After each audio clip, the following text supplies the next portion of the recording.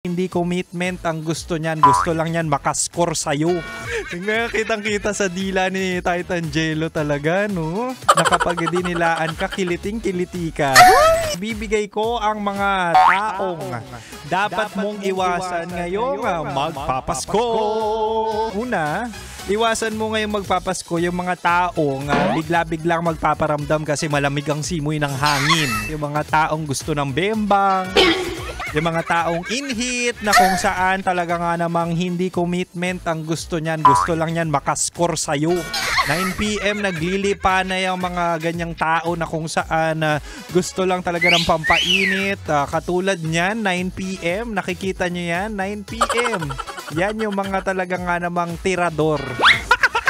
Tingnan, kitang-kita sa dila ni Titan Jello talaga, no? Nakapagdinilaan ka, kiliting-kiliti ka. At ang pangalawa naman, mahal, yung ex mo, 'di ba? Yung mga ex na 'yan o yung ex mo na 'yan, yan ang dahilan kung bakit ka may trauma. Oh, no. Ikaw, bilang hindi ka pa fully nakaka-move on, i-block mo na hangga't kaya mo pa.